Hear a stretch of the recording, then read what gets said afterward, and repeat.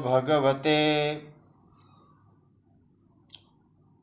ॐ नमो भगवते वासुदेवाय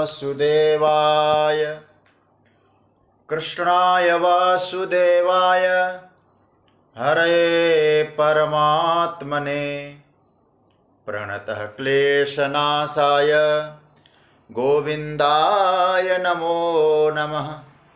नमः परमहंसास्वादितचरणकमलचिन्मकरन्दाय भक्तजनमानसनिवासाय श्रीरामचन्द्राय वागीशायस्य वदने लक्ष्मीर्यस्य च वक्षसि यस्यास्ते हृदये संवित् तं नृसिंहमहं भजे। गुरुर्ब्रह्मा गुरुर्विष्णुर्गुरुर्देवो महेश्वरः गुरुस्साक्षात् परब्रह्म तस्मै श्रीगुरवे नमः। भगवत चरण कमलानुरागी सभी आत्मीयजन स्वजन आप सभी को मेरा प्रणाम वंदन अभिनंदन। जय श्री कृष्ण, राधे राधे। भगवान की मंगलमय कृपा करुणा से स्वाध्याय परिवार के हम सभी सदस्य भगवान की कृपा की अनुभूति करते हुए भगवत चर्चा में समय का सदुपयोग कर रहे हैं। ये मानव जीवन का सर्वोच्च लाभ है। प्रभु की मंगलमय कृपा से हम लोग पंचम अध्याय जो कर्म संन्यास योग है उसके उपसंहार की ओर, कंक्लूजन की ओर हम लोग जा रहे हैं। परसों की चर्चा में भगवान ने जो ब्रह्म निर्वाण की चर्चा की, 24-25वें श्लोक की चर्चा हुई। आज 26वें श्लोक की चर्चा में हम लोग जाएंगे, क्योंकि परसों हमने इसका केवल अर्थ बताया था। इसका आज कुछ चिंतन की यात्रा पे जाएंगे। आइए 26वें श्लोक का एक बार पाठ करें बड़े आनंद और मस्ती के साथ, और फिर हम लोग आगे एक एक चरण का चिंतन करते हुए आगे बढ़ेंगे। आपके स्क्रीन पर 26वां श्लोक बहुत आनंद के साथ पाठ करिएगा। काम क्रोध वियुक्तानां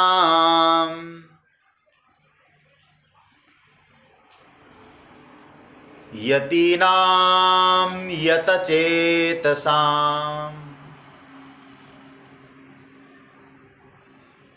अभितो ब्रह्म निर्वाणं वर्तते विदितात्मनां। काम क्रोध वियुक्तानां यतचेतसां विदितात्मनां यतीनां अभिता ब्रह्म निर्वाणं वर्तते। इसका अर्थ होता है काम क्रोध वियुक्तानां मतलब काम क्रोध से रहित, यतचेतसाम जिसने अपने चित्त और मन को जीत लिया है, ऐसे विदितात्मनाम जो परमात्मा तत्व आत्म तत्व स्वयं को जिसने जान लिया है, आत्म साक्षात्कार किया हुआ है। यतीनाम ज्ञानी पुरुष, परमात्मा प्राप्त जो ज्ञानी पुरुष है, अभितः सब ओर से ब्रह्म निर्वाणम परिपूर्ण ब्रह्म को वर्तते, परिपूर्ण ब्रह्म में ही रहते हैं। ये भाव आया। तो आइए कुछ यात्रा करें। 26वें श्लोक में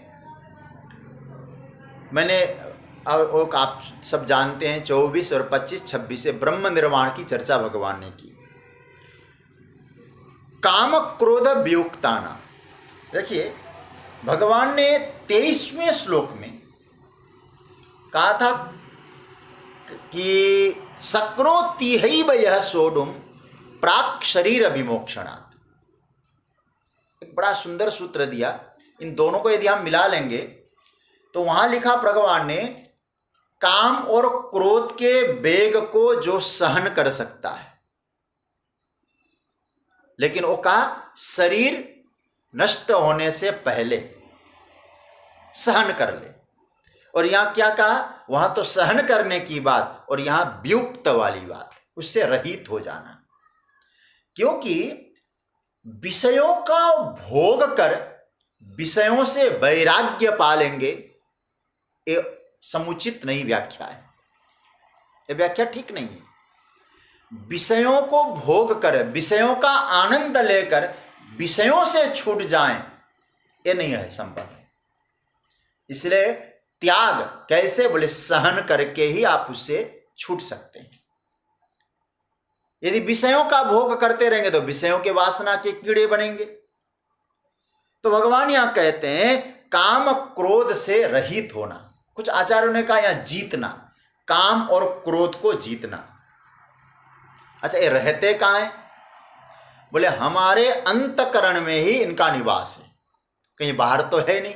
और प्रायः सभी के अंतकरण में काम भी है और क्रोध भी है। क्रोध न भी हो तो काम आए तो क्रोध अपने आप आ जाएगा। उनको जीतना है, मतलब उनको वश में करना है।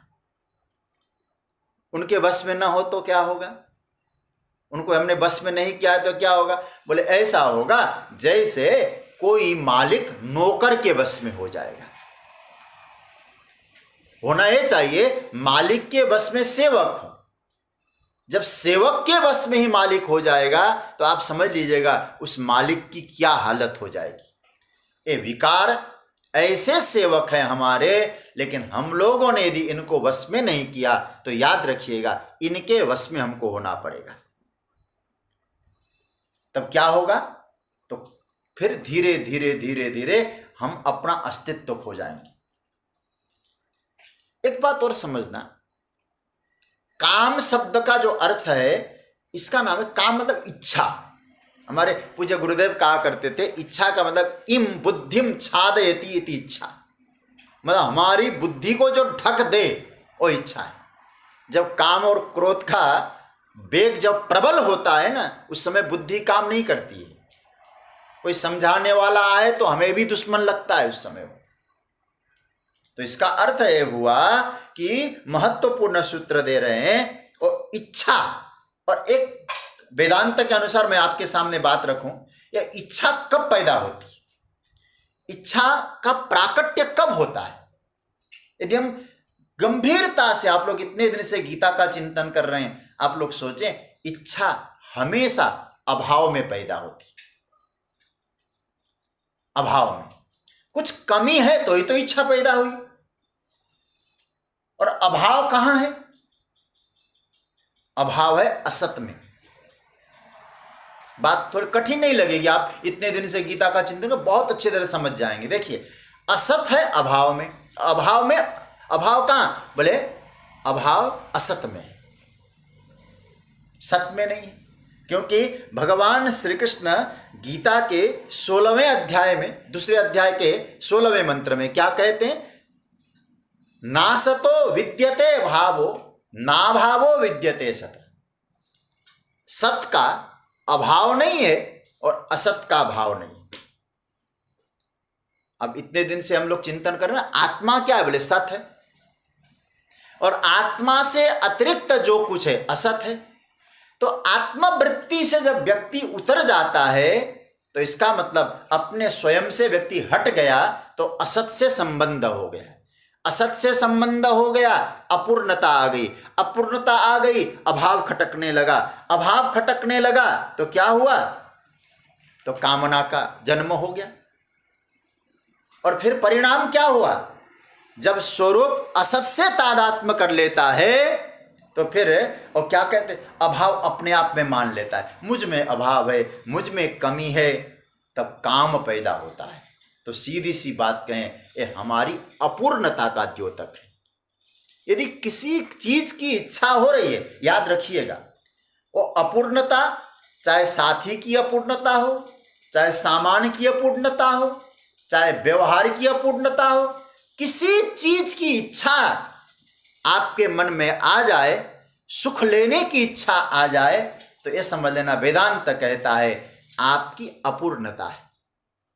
हम पूर्णता का बोध नहीं कर पा रहे अपने आप को, अधूरे हो गए हम। जब तक किसी वस्तु, क्योंकि वो मिल जाए तो सुखी, वो मिल जाए तो सुखी, वो मिल जाए तो सुखी, इसका मतलब वो सुख स्वरूप जो अपना स्वरूप तत्व है उस पर हमारी दृष्टि है ही नहीं। तो वही काम का जन्म होता है। पूर्णत्व का जब अनुभव हो जाएगा तो विकार उसके जीवन में पैदा ही नहीं होंगे और विकार से मुक्त हो जाएगा। कब? जब पूर्णत्व का अनुभव हो जाएगा, क्योंकि वो समझ जाएगा ये जितने भी दोष, कामादि दोष है, वो कहाँ है? बोले वो मुझ में नहीं है। याद रखना, ऐसे कहना अलग बात है, लेकिन हमें अपने स्वरूप का बोध हो जाए तो ये स्थिति आ जाती है। ये शास्त्र का वचन है।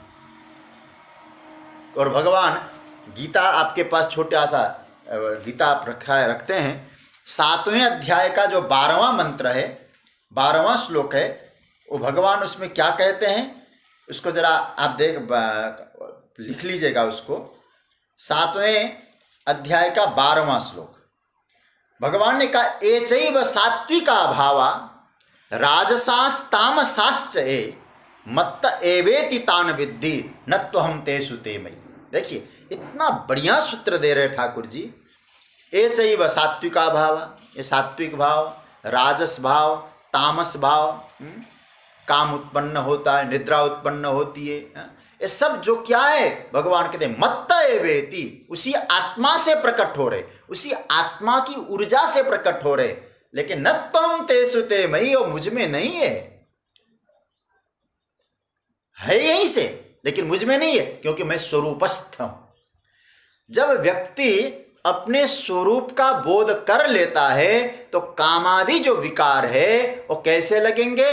बोले उनसे मेरा कोई संबंध नहीं, क्योंकि मैं बिल्कुल अलग हूं, ये मुझ में है ही नहीं, मैं निर्लेप हूं। ये अनुभव तब होगा जब हम उस ब्रह्म निर्वाण को प्राप्त करेंगे। तो इसलिए भगवान कहते काम क्रोध वियुक्ताना। अच्छा एक बात और कहूं मैं, ये तो हो गया ज्ञान की दृष्टि से चर्चा, क्योंकि ज्ञान में क्या है? ज्ञान में काम और क्रोध उनका साक्षी बनना है, पूर्णता का अनुभव हो जाए, ये अधूरेपन का त्याग करना है, रहित होना है, एक ज्ञान मार्ग है। ये श्लोक बड़ा चिंतनीय श्लोक है। अब आइए थोड़ा सा इसको भक्ति मार्ग पे ले जाए। भक्ति के आधार पर काम को क्या किया जाए? क्योंकि देवर्षि नारद ने जो भक्ति सूत्र लिखा है वहां लिखा है अपने काम को भगवान से जोड़ दो भक्ति की यात्रा में। तदर्पिता खिलाचार सन, वो नारद जी का सूत्र है भक्ति, मुझे सूत्र याद नहीं कौन सा है, लेकिन वो है तदर्पिता खिलाचार सन काम क्रोध अभिमानादिकम तस्मिन एव करणीय। गजब का सूत्र है।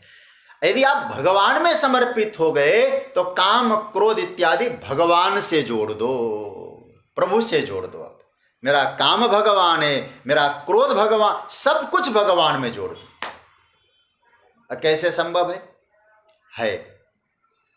कैसे होगा? आप लोगों को अच्छा लगेगा। मैंने आज थोड़ा चिंतन किया तो मुझे लगा कि ये बहुत सटीक बैठेगा यहाँ। तो ज्ञान की दृष्टि में काम क्रोध इत्यादि के साक्षी बन जाओ, भक्ति की दृष्टि में परमात्मा से जोड़ दो। कैसे जोड़ना? भक्ति में काम क्रोध से वियुक्त कैसे होना? मैं क्रोध भी नहीं कहूंगा काम से, क्योंकि काम होगा तो ही तो क्रोध आएगा। काम होगा ही नहीं तो हमारी इच्छाओं में रुकावट डालेगा ही कौन? तो क्रोध आएगा ही क्यों? इसलिए काम इसका महत्व है, क्रोध तो उसके बाद की चर्चा है। जब बीज ही नहीं होगा तो वृक्ष कहां से आएगा? देखिए भक्ति में कामना प्रभु से जुड़ जाती है, लेकिन भक्ति के माध्यम से प्रभु तक कामना पहुंचती है। कैसे पहुंचती है सज्जनों? बहुत गंभीरता से चिंतन करिएगा। मैं आपको थोड़ी देर रामचरितमानस के बालकांड के पुष्प वाटिका का दर्शन कराना चाहूंगा और बाद में एक सूत्र आपको प्राप्त हो सकेगा यहां, मुझे जहां तक लगता है। जब इधर भगवान राम गुरुदेव की आज्ञा लेकर पुष्प वाटिका में पुष्प चयन के लिए चले गए, चहु दिशि चिते पूछ मालीगण, लगे ले न मन मुदित मन, फूल मद मुद मुदित मन। तो फूल लेने के लिए प्रसन्नता से राम जी चले गए लक्ष्मण जी के साथ। उधर तेहि अवसर सीता तहाँ आई, गिरिजा पूजन जननी पठाई। सीता जी उसी समय अष्ट सखियों के साथ पुष्प वाटिका में प्रवेश कर रही है। सीता जी कैसे प्रवेश कर रही है? आगे 2 सखी हैं, पीछे 2 सखी हैं, दाहिने 2 सखी और बाएं 2 सखी। 8 सखियों के मध्य में, अष्ट सखियों के मध्य में श्री किशोरी जी, जानकी जी है। और जैसे ही वो प्रवेश करती हैं, गोस्वामी जी वहां 3 स्वरूपों का दर्शन कराते हैं। अभी हमें बहुत अच्छा सूत्र मिलेगा। क्या क्या? एक तो बहुत अच्छे अच्छे आम के पेड़ थे वहां, दूसरा बड़ा सुंदर सरोवर था, और तीसरा एक दिव्य गौरी का मंदिर था। उसी मंदिर में पूजा के लिए गई थी जानकी जी। ये 3 स्वरूपों को गोस्वामी जी हमें दर्शन करा रहे। 3 क्या है? तो इसको ये समझ लेना कि ये जो आम के वृक्ष है, आम के वृक्ष केवल एक पेड़ में फल लगने वाले आम नहीं है।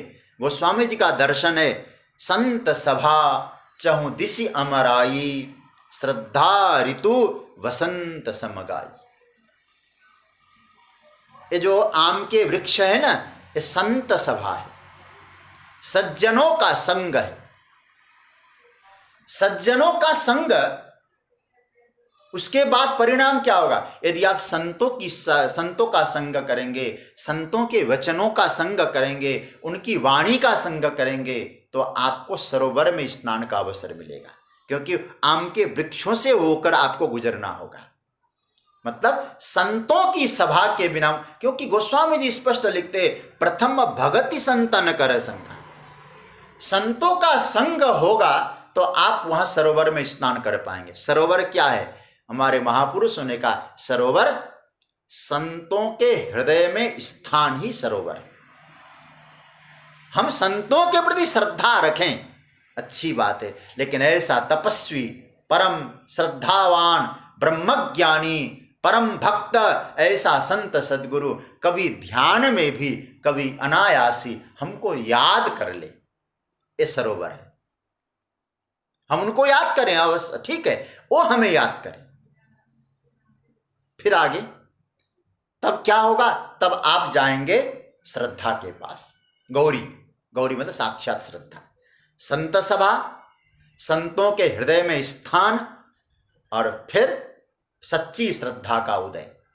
ये 3 सूत्र जब जीवन में आ जाए हमारे, उसी समय हमारे साथ चलने वाला ही कोई सद्गुरु बनकर परमात्मा को खोजने जाएगा। इसलिए आपको बताए, हम वही सखियों में एक सखी सिय संग बिहाई, गई रही देख न फुलवाई। वो सखी चली गई, और जैसे ही चली गई, कहां? राम जी को देखा, राम लखन को देखा, और देखते ही लौट आई सीता के पास। सीता से कहा, अरे जानकी, पूजा वूजा बाद में करना, चलो कल नगर भ्रमण करते समय सबको निहाल करने वाले और श्याम गौर स्वरूप और युगल स्वरूप, दिव्य स्वरूप, आज पुष्प वाटिका को धन्य करने के लिए पधारे, चलो दर्शन करें। जानकी जी ने पूछा, कैसे लगते हैं वो दोनों? वो क्या कहती है वो सखी? श्याम गौर किमि कहो बखानी, गिरा अनयन नयन बिनुबानी। श्याम और गौर, इन स्वरूपों का वर्णन कौन कर सकता है सखी? क्योंकि जो बोलने वाली वाणी है उसमें नेत्र नहीं है, देखने वाले नेत्र उसमें वाणी नहीं है। इसका मतलब वो ब्रह्म है, वो ब्रह्म इंद्रियों का विषय ही नहीं। फिर क्या होगा? नहीं, मैंने अनुभव करा सकती हूं ना। तो सीता का हाथ पकड़ लिया, और सीता का हाथ पकड़ के चलो मेरे साथ।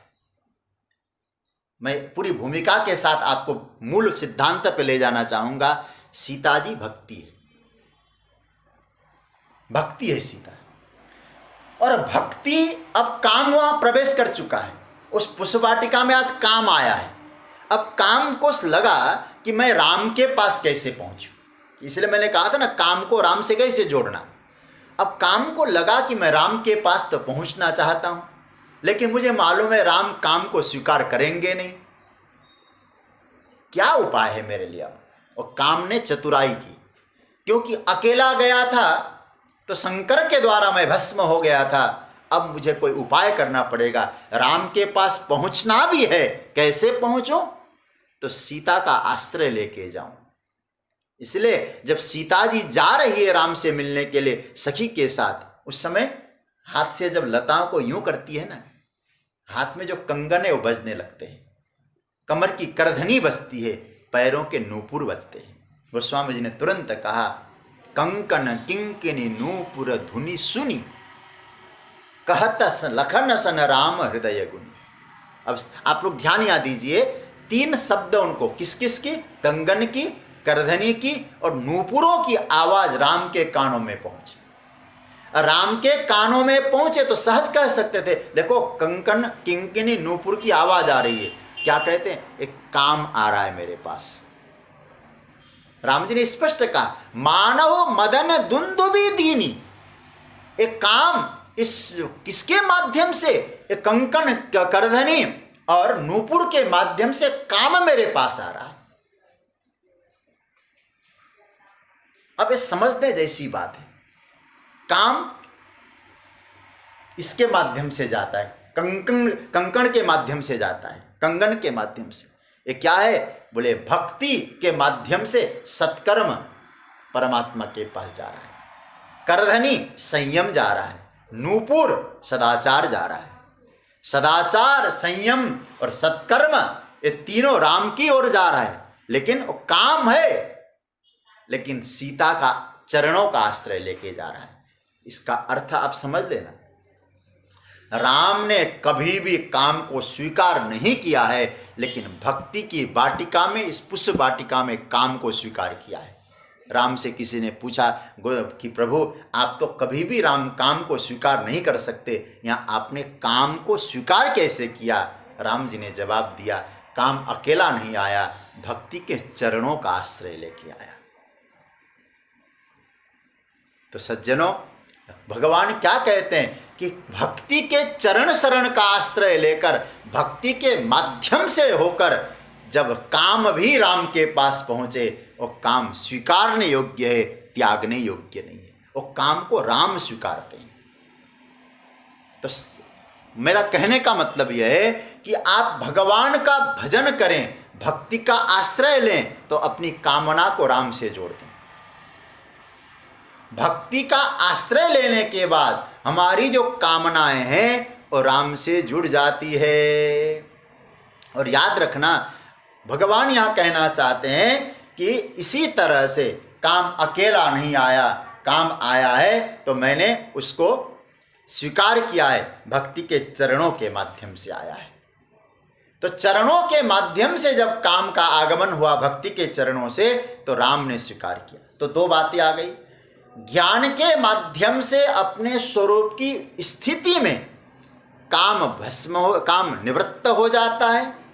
भक्ति की यात्रा में काम भक्ति का माध्यम बनकर राम के पास जाता है, तो काम पवित्र होता है। तो काम से साक्षी भाव में रहना है या अपने काम को पवित्र बनाना है, तो भक्ति का मार्ग है। काम को पवित्र बना के भक्ति का आश्रय लेके राम के पास पहुंचाओ, अथवा काम के साक्षी बनो। तब दोनों अवस्था में काम क्रोध वियुक्ताना, काम और क्रोध दोनों से रहित आप हो सकते हो, वियुक्त हो सकते हो। और काम क्रोध वियुक्तानाम यतीनाम यतचेतसाम, यतचेतसाम यतीनाम। यतचेतसाम, पहले इसको देखें। यतचेतसाम का मतलब क्या है? यतचेतसाम का अर्थ जगद्गुरु शंकराचार्य भगवान कहते संयत अंतकरणानाम। जिसका अंतकरण संयमित हो गया है वो यतचेतसा हो गया। अंतकरण को जिसने संयमित किया, वश में किया। देखिए, मन जब असत से संबंध करता है तो हमारा मन असत से संबंध होने पर बस में नहीं होता है, क्योंकि असत किसी के बस में हुआ ही नहीं। और अंतकरण संयमित हो जाए तो जल की तरह होता है। तो आप अपना प्रतिबिंब देख सकते हैं, जल चलायमान न हो ना, अपना स्वरूप वहां दिखाई देता है। और अंतकरण, आज कुछ विक्षेप फिर हो रहा है, हालांकि नेट तो आज पूरा है यहाँ। तो मेरे नारायण, तो यहां भगवान जो कह रहे हैं, असत स्थायी नहीं है, परिवर्तनशील है, और परिवर्तनशील होने के कारण मन उसमें फंसा रहेगा, तो वही गुण मन में प्रवेश करेंगे। जो संसार के असत के जो गुण है वो प्रवेश करेंगे मन में। तो भगवान क्या कह रहे हैं, तो मन में असत के गुण प्रवेश न करे, इसलिए अपने मन को संयत करो।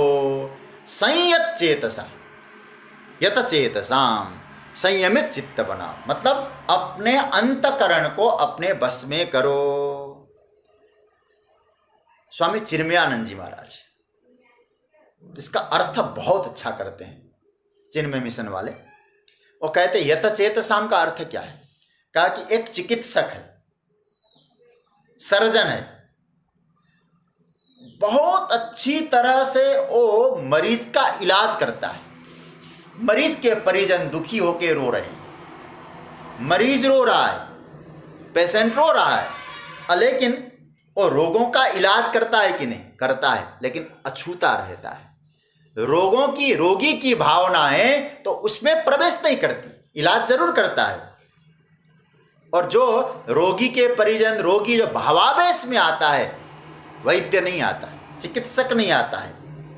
भगवान कहते हैं वैसे ही असत जगत जो है वो समझने वाले, जगत असत है लेकिन सेवा तो करते हैं, पर दुख क्लेश अपने में नहीं डालते, अपने मन में नहीं डालते। क्यों? क्योंकि वो चिकित्सक है।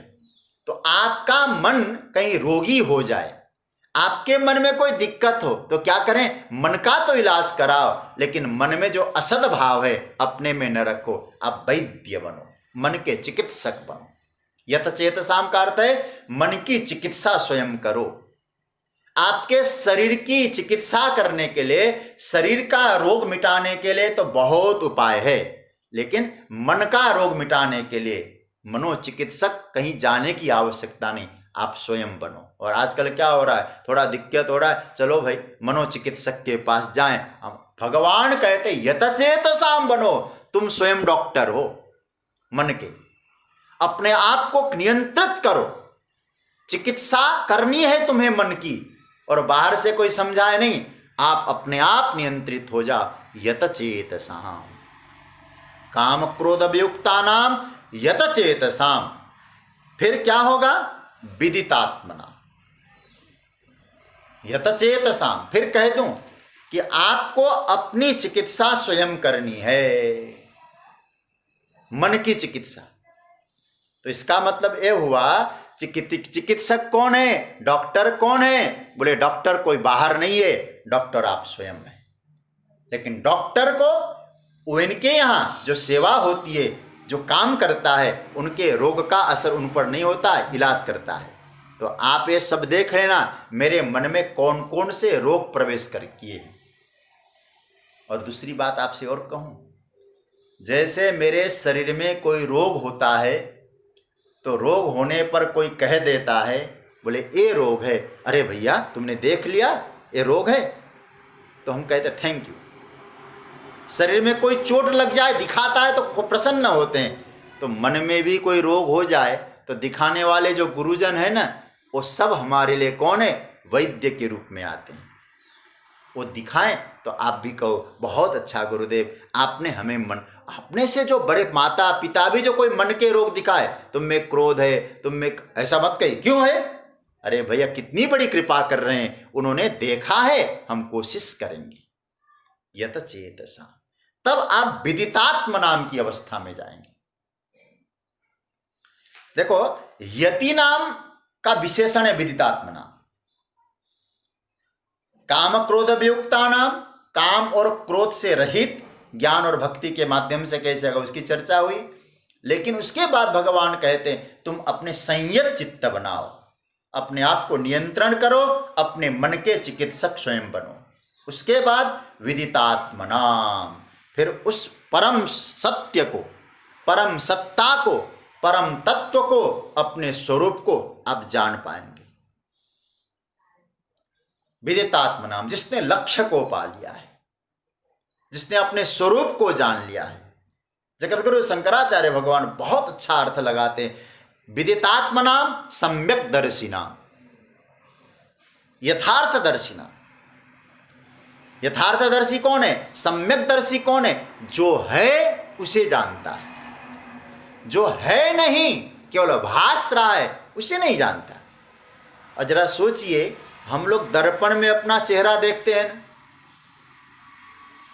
दर्पण में हमारा स्वरूप केवल भास रहा है नहीं, दिखाई दे रहा है।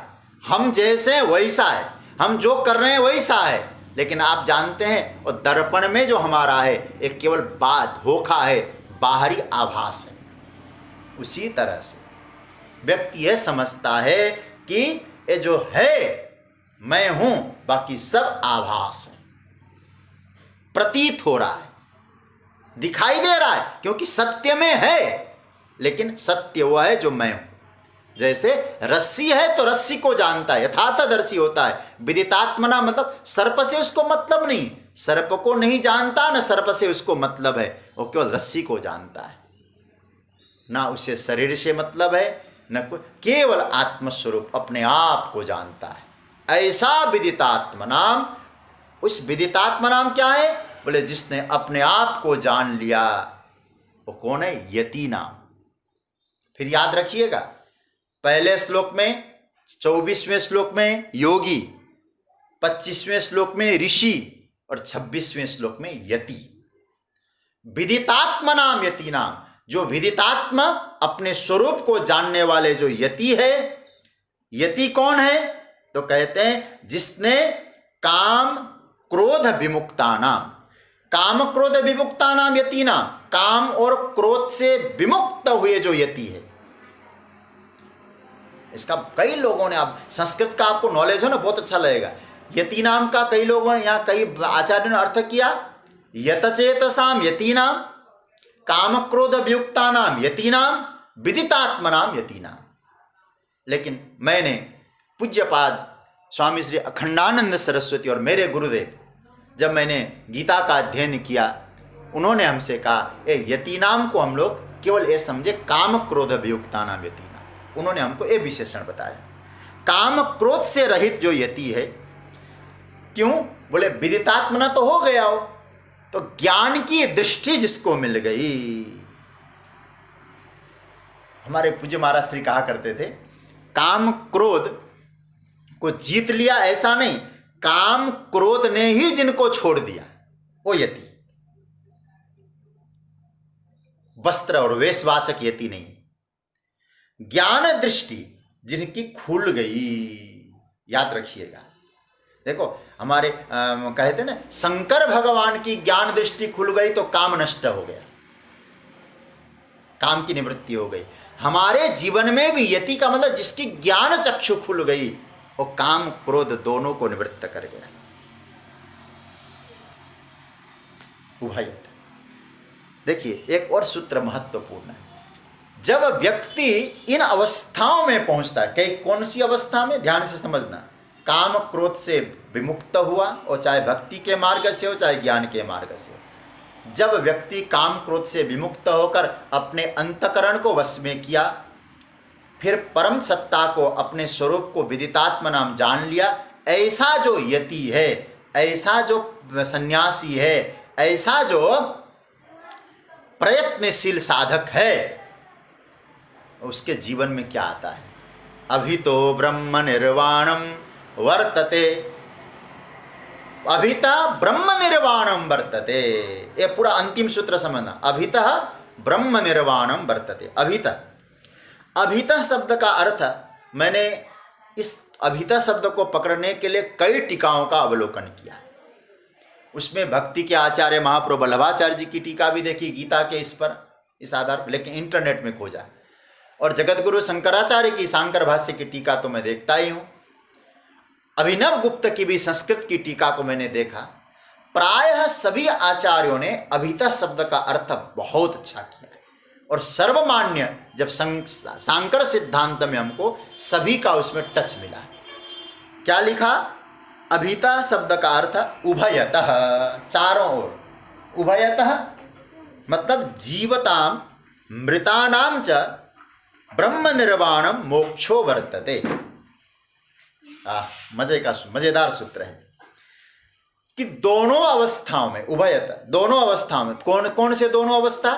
जीवित अवस्था और जीवन के बाद, मृत्यु के बाद जो प्राप्त करने वाली अवस्था। जीवन रहते हुए और जीवन नहीं रहते हुए जो अवस्था है, उस मृत्यु के बाद भी वो ब्रह्म निर्वाण में रमता है, ब्रह्म निर्वाण को उपलब्ध होता है। ब्रह्म निर्वाण में सांस लेता है, ब्रह्म निर्वाण में घूमता है, ब्रह्म निर्वाण में गुदगुदाता है। तो मुंडकोपनिषद का सूत्र यहाँ उदाहरण के रूप में आचार्यों ने दिया, ब्रह्मैव वेदम अमृतम पुरस्तात् ब्रह्मैव पश्चात्। आगे भी ब्रह्म है, पीछे भी ब्रह्म है, चारों ओर ब्रह्म में, मतलब ब्रह्म निर्वाणम रिच्छति, ब्रह्म निर्वाणम वर्तते, ब्रह्म निर्वाण में बरतता है। अब थोड़ा सा हम लोग चिंतन करें। इस श्लोक का अर्थ मुझे जहां तक लगता है, वर्तते शब्द का अर्थ है वर्तन, व्यवहार। ब्रह्म निर्वाण में ही व्यवहार है उसका, सब कुछ ब्रह्म निर्वाण, ब्रह्मत्व की प्राप्ति, पूर्णता की प्राप्ति। तो देखिए पहला जो 24वां श्लोक है, अब थोड़ा सा आप लोग, गीता आपके पास है, इसका मैं उपसंहार की ओर ले जा रहा हूं। तो 24वां श्लोक आप देखिए, वहां क्या लिखा है? ब्रह्म निर्वाणम अधिगच्छति, ब्रह्मभूतः ब्रह्म निर्वाणम अधिगच्छति। ब्रह्मभूत होकर ब्रह्म निर्वाण को प्राप्त करता है, ब्रह्म निर्वाण की ओर जाता है, इसलिए अधिगच्छति शब्द का अर्थ है जाना। अब उसके बाद 25वें श्लोक में ब्रह्म निर्वाणम लभन्ते, प्राप्त करता है। अब साधकों के लिए महत्व की बात है। देखिए ब्रह्म निर्वाणम लभते का मतलब क्या था? वो प्रा लेता है। पहले श्लोक में क्या क्या? चल के जाता है। इसका अर्थ मैं आपसे कहूं, चल के जाना पड़ेगा तब पा सकेंगे। हम बैठे बैठे नहीं, चल के जाने का मतलब हम लोग यहां से कहीं घर द्वार छोड़ के हरिद्वार जाए, भगवान ही नहीं कहते।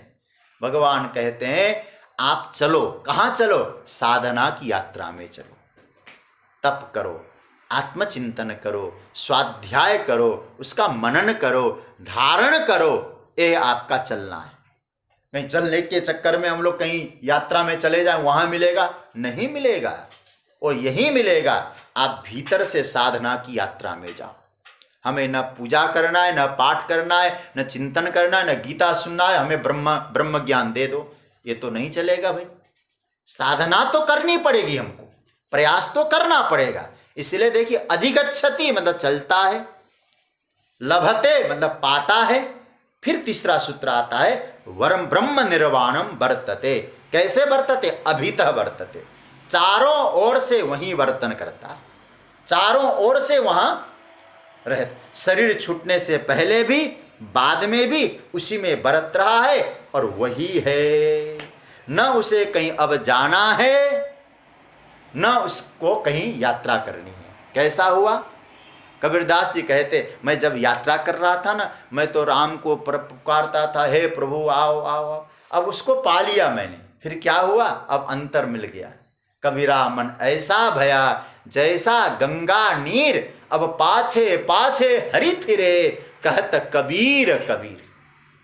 माला जपू न कर जपू, जिह्वा जपू न राम, सुमिरन मेरा हरि करे, मैं पावा विश्राम। मतलब उस ब्रह्म निर्वाण में विश्राम को पाता है। इन तीनों में सूक्ष्म अंतर को आप समझ गए होंगे। जो अनुवाद के आधार पर जानना चाहते हो नहीं समझ पाएंगे। संस्कृत भाषा का यह सौंदर्य है। 3 सूत्र, अधिगच्छति, लभन्ते, वर्तते, ये तीनों क्रियापद है। बड़े बहुत दिव्य यात्रा है। और देखिए एक बात और कहूं, भाव तो बहुत आ रहे हैं। देखो, जब वो व्यक्ति ब्रह्म निर्वाण को पाता है तब क्या स्थिति होती है? सुख दुख दोनों से ऊपर उठ जाता है। सुख से भी ऊपर उठ गया, दुख से भी ऊपर, ब्रह्म निर्वाण की स्थिति में। इसलिए यहां क्या, ब्रह्म निर्वाणम वर्तते, ब्रह्म निर्वाण की अवस्था को जो उपलब्ध हो जाता है, सुख और दुख ये दोनों से ऊपर चला जाता है। दुख से भी वैराग्य होता है। और मैं आपसे कहूं, दुख जो होता है ना, दो तरह का होता है। साधना की दृष्टि से मैं आपके सामने कुछ बात रखना चाहूंगा, थोड़ा विषय परिवर्तन हो जाएगा फिर कल से। दुख दो तरह का, एक राग का दुख होता है, एक वैराग्य का दुख होता है। राग का दुख वे हम सब लोग पहचानते भी। घर में पाला हुआ कुत्ता मर जाए तो बेचैनी हो जाती है, रात भर नींद नहीं आती। जीव है ठीक है, लेकिन कभी कभी स्थिति ऐसी होता है। तो राग का दुख हम सब जानते हैं। वैराग्य का दुख क्या है, थोड़ा सा हम लोग चिंतन करें। वैराग्य का भी एक दुख होता है। आप कहेंगे ये तो विचित्र बात है। मैंने जो सोचा, विचार किया महापुरुषों के चरणों में बैठकर, देखिए, प्रभु प्राप्ति अभी तक हो जाना चाहिए। हे प्रभु, अब तक मानव जीवन मिला, मुझे परमात्मा की प्राप्ति क्यों नहीं हो रही?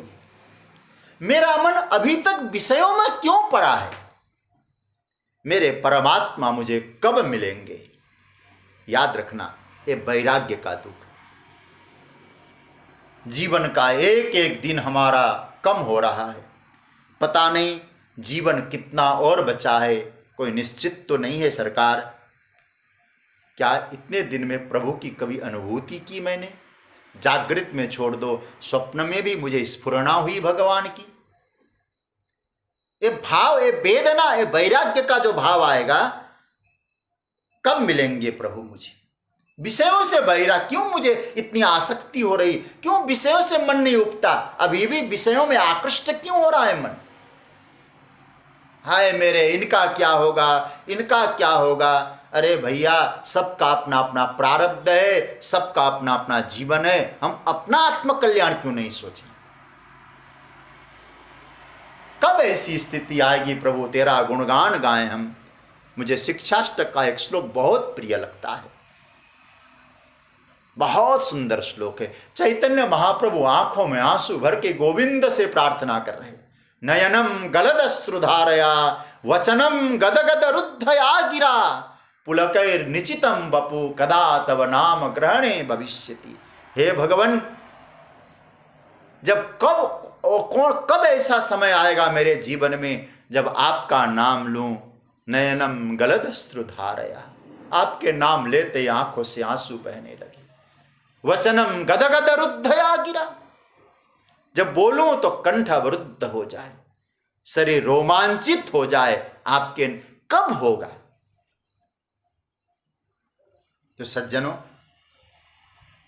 राग से तो दुख होता है, ये वैराग्य से भी ऐसे। और याद रखना, ये वैराग्य का जो दुख है, वैराग्य का जो भाव आ जाएगा, इस प्रकार का जब भाव आए, वो कभी कभी अध्यात्म पथ पे हमारे जीवन में बहुत साधक होता है, साधक के लिए अपेक्षित है। और मैं तो आपसे कहूंगा, साधकों के जीवन में वेदना होनी चाहिए। ये वेदना साधकों के जीवन में आनी चाहिए। अभी तक मैंने अपने लक्ष्य को नहीं पाया। राग का दुख कम हो, वैराग्य का दुख बढ़े, ये याद रखना। राग का दुख कम हो, वैराग्य में वे जो वेदना है ना, वो बढ़नी चाहिए। तो क्या होगा? हमारे महापुरुषों ने कहा, जब ब्रह्म निर्वाण को उपलब्ध हो जाएगा, उसके जीवन में वैराग्य का दुख भी निवृत्त हो जाएगा। लेकिन जब तक भक्ति की यात्रा में भी उस ब्रह्म निर्वाण की अनुभूति नहीं हुई, भगवत प्राप्ति नहीं हुई, तब तक वैराग्य का दुख जीवन में रहे। साधना में बहुत बड़ा साधन काम करता है।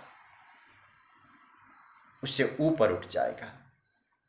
तब क्या होगा? ब्रह्म निर्वाणम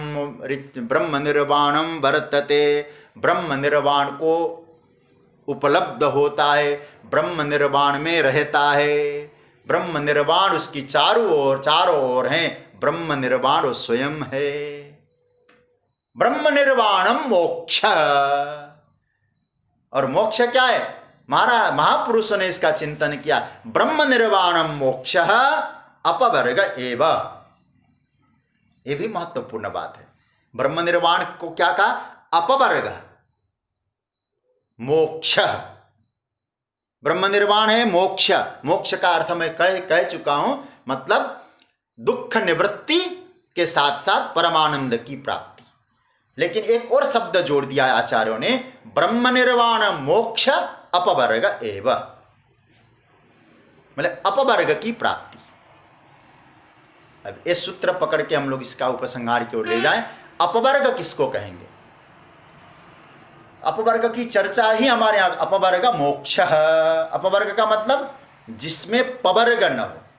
ऐसे अपवर्ग शब्द का संस्कृत में अर्थ होता है मोक्ष, लेकिन हमारे आचार्यों ने कहा अपवर्ग नास्ति पवर्गो यस्मिन यस्य यस्मात्, जहां पवर्ग न हो वो अपवर्ग।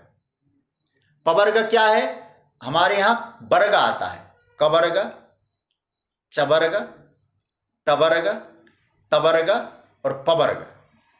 समझने जैसी बात है। देखिए, कवर्ग में क ख ग घ ङ, चवर्ग में च छ ज झ ञ, टवर्ग में ट ठ ड ढ ण, और तवर्ग में त थ द ध न, और पवर्ग में प फ ब भ म। तो पवर्ग का अर्थ हुआ प फ ब भ म। अब यहां देखिए जरा, पवर्ग जहां पांच न हो, प न हो, फ न हो, भ न हो, ब न हो, म न हो, क्या है? तो कहा प नहीं है उसके जीवन में। ये निर्वाण पद है, याद रखिएगा। जिस ब्रह्म निर्वाण भगवान चर्चा कर रहे हैं वो अपवर्ग ही है। प नहीं है उसमें, मतलब पाप और पुण्य दोनों ही नहीं है उसमें। पाप और पुण्य के द्वंद्व से ऊपर उठ चुका ब्रह्म निर्वाण, अपवर्ग। दूसरा, फ नहीं है उसमें जी, मतलब फलाकांक्षा नहीं है। ब नहीं है उसके जीवन में, किसी प्रकार का बंधन नहीं है। भ नहीं है उसके जीवन में, भय नहीं है। म नहीं है उसके जीवन में, मृत्यु भी नहीं। फिर समझा रहा हूं आपको। प नहीं है, पाप पुण्य का द्वंद्व नहीं है। फ नहीं है, फलाकांक्षा नहीं है। ब नहीं है, बंधन नहीं है। भ नहीं है, भय नहीं है। म नहीं है, उसके जीवन में मृत्यु भी नहीं है। ये अपवर्ग। तो इसका मतलब है ब्रह्म निर्वाण ही अपवर्ग है। और मैं एक सूत्र आपको, भक्ति से भी अपवर्ग मिल जाएगा फिर, जो मैं उसी पुष्पवाटिका की याद दिलाना चाहूंगा। अब भगवान राम ने, अब इसको मैं दोनों से मिलाऊंगा, आप लोग बहुत ध्यान से समझना।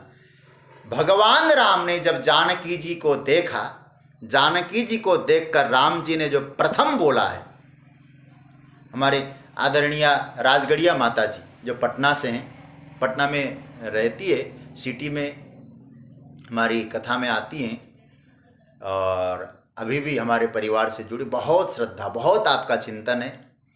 तो मुझे उन्होंने इस सूत्र दिया था, और मैं याद हूँ, माता जी आप कथा में बैठी होंगी, मैं साधुवाद पूर्वक आपसे कहूँगा, जब पटना में मैं प्रतिवर्ष कथा करता हूँ स्वामी जी की कृपा से वहाँ आश्रम में, तो वहाँ माता जी ने हमको बताया था कि एक ऐसा चौपाई है रामायण में जहाँ पवर्ग नहीं है, प फ ब भ नहीं, म नहीं है। तो मैंने पूछा था कौन सी चौपाई है माता जी, तो उन्होंने बताया। फिर हमने चिंतन किया, एक चौपाई ऐसी है, चौपाई की अर्धाली, आधी चौपाई, आधा अर्धाली, जहां भगवान राम ने सीता जी को प्रथम बार देखा, तब लक्ष्मण का हाथ पकड़कर राम जी सीता के लिए जो कहते, उसमें प फ ब भ म नहीं। वो चौपाई याद करिएगा। तात जनक तनया सोई, धनुष यज्ञ जेहि कारण होई। तात जनक तनया यह सोई, धनुष यज्ञ जहि कारण होई। हे लक्ष्मण, ये जनक तनया है जिसके कारण यज्ञ होने, धनुष यज्ञ होने जा रहा है। अब आप जरा देखना, इसमें पवर्ग नहीं। तो क्या कहना चाहते भगवान राम? जैसे ज्ञानियों को काम क्रोध से व्युक्त होकर अपवर्ग अर्थात ब्रह्म निर्वाण की प्राप्ति होती है, कोई भक्ति का आश्रय ले ले तो मेरे दृष्टि में भी वो अपवर्ग ही प्राप्त करेगा। ज्ञान ही भगति ही नहीं कछु भेदा। ज्ञान और भक्ति में कोई भेद नहीं है। चाहे ज्ञान का मार्ग हो, चाहे भक्ति का मार्ग हो, चाहे निष्काम कर्म योग का मार्ग हो, आप निष्ठा से लगे रहो, ब्रह्म निर्वाण सबको मिलेगा। अपवर्ग की प्राप्ति अवश्य होगी, पवर्ग वहाँ नहीं होगा। ये सूत्र दिया है। एक बात मैं आपसे चर्चा को विराम दूं। आज मनोज जी ने एक छोटा सा कार्यक्रम आज से एक्सपेरिमेंट के लिए किया है, जैसा भी कुछ दिन चले देख लेंगे। लेकिन पहले एक तो निवेदन आपसे, एक परसों एक चर्चा हुई थी कि 3 श्लोकों के आधार पर ब्रह्म निर्वाण के जो लक्षण है वो बताया जाए। और आप लोगों ने जो लक्षण भेजा है, मैं इतना आनंदित हुआ हूँ। तो मुझे लगा कि जैसा कोई भूखा व्यक्ति हो और उसके सामने अनेक प्रकार के जो रसोइये हैं वो बड़े सुंदर सुंदर सुस्वादु व्यंजन परोस के लाएं और रख दें और कहा जाए पा लीजिए। अब उधर देखता है उससे भी सुंदर स्वादिष्ट उधर है, उधर देखता है उधर भी उससे भी स्वादिष्ट उधर है, और व्यक्ति कंफ्यूज हो जाता है कि मैं कौन सा व्यंजन पहले पाऊं, मैं क्या नाम लूं। इतने लोगों ने कृपा पूर्वक उसका अपने अपने दृष्टिकोण से जो भेजा है, मैं बहुत गदगद हूँ। अब मैं किसी का नाम लूँ तो को बड़ छोट कहत अपराध, किसका कम है किसका ज़्यादा अपराध हो जाएगा। लेकिन एक बात मैं कहूँ, आप लोगों को साधुवाद देते हुए आप लोगों ने जो चिंतन किया है उसके लिए मैं नतमस्तक होता हूँ। बहुत सुंदर आप लोगों ने प्रस्तुत किया। कहीं 8 लक्षण, कहीं 10 लक्षण, कहीं कुछ लक्षण। उन लक्षणों को देखकर मुझे इतना आनंद आया, बहुत अच्छा लगा। लेकिन मैंने सोचा कि किसका मैं स्वाध्याय परिवार में डालूं, इसलिए मैं निर्णय ही नहीं कर पाया। और मैंने आदरणीय पांडे जी को भी देखा, उन्होंने कहा कि गजब है, ऐसे लोगों की निष्ठा है तो किसको कौन छोटा कहें, किसको बड़ा कहें। बहुत कई लोगों ने सजा कर रखा, कई लोगों ने अपने हिसाब से बहुत सुंदर व्यवस्था से बहुत सारा प्रश्न में उत्तर मेरे यहाँ मुझे प्राप्त हुआ। और मैं प्रसन्नता इस बात का कर रहा हूँ कि अब मैं पूछूंगा भी नहीं, क्योंकि आप लोगों की रुचि देखकर मुझे इतना आनंद हो रहा, पूछने की आवश्यकता ही नहीं रही, क्योंकि आप इतना गहनता से चिंतन कर रहे हैं। मैं गदगद हूँ, अनुग्रहित हूँ। आप लोग इसी तरह से रुचि लेते रहें, भगवान सब पर कृपा करें। लेकिन आपको एक बात और कहूँ, मैंने फिर आप लोगों ने जो भेजा उस पर भी कुछ चिंतन किया। सभी को मैंने पढ़ा है और सभी को पढ़ के सभी का चिंतन किया, और सभी का चिंतन करके मैंने भी कुछ लक्षण निकाले। उन लक्षण 10 लक्षण मैंने भी निकाले हैं, और मैं आपके सामने वो 10 लक्षण रख लूँगा। और मुझे लगता है सबने अपने अपने दृष्टिकोण से, और मैं कहीं ये तो ग्रंथ में प्रमाण तो है नहीं कि इतने लक्षण है, ये तो हमारा थोड़ा सा शास्त्र में विचरण करने का एक भाव मात्र है। मैंने 10 लक्षण कुछ आपके सामने रखना चाहूँगा। अंत सुख, अंत आराम, अंतर ज्योति, ये 3। अंत सुख, भीतर जिसको सुख, अंतर आराम, भीतर ही जो आराम करे, अंतर ज्योति जिसका दिव्य प्रकाश भीतर ही प्रकट हो रहा है, क्षीण कलमसा जिसके पाप निवृत्त हो गए, और छिन्न द्वैधा जिसके जीवन का संशय निवृत्त हो गया। यतात्मा, देखो यतात्मा यतचेतसा 2 अलग अलग है। एक जगह आया यतात्मा जिसने अपने शरीर को नियंत्रित किया हुआ है, शरीर को बस में, सर्वभूत हिते रहता, प्राणी मात्र के लिए हित के लिए कार्य करता है। काम क्रोध वियुक्ता, काम और क्रोध से जो विमुक्त है, यतचेतसाम, जिन्होंने अंतकरण को वश में किया हुआ है, विदितात्मना, जिसने अपने स्वरूप को जान लिया है, वो ब्रह्म निर्वाण की पदवी में पहुंचता है। ऐसे ये नहीं कहें कि मैंने जो लिखा वो सही है, आप सबका देखकर मैंने कुछ भाव रखा है, ये हमने एक केवल विचरण करने का मतलब है। मत कहना कि यही प्रमाण है, ये प्रमाण नहीं है, ये चिंतन है। अब मैं आगे एक छोटा सा सूत्र बोल के मैं चर्चा आगे मनोज जी को हैंड ओवर करूंगा। देखिए आगे जो 27, 28, 29 जो श्लोक आएंगे, ये श्लोक 5वें अध्याय का कंक्लूजन, उपसंहार के साथ साथ 6ठे अध्याय में जो वर्णन होने जा रहा है उसकी नींव ठाकुर जी ने रखी।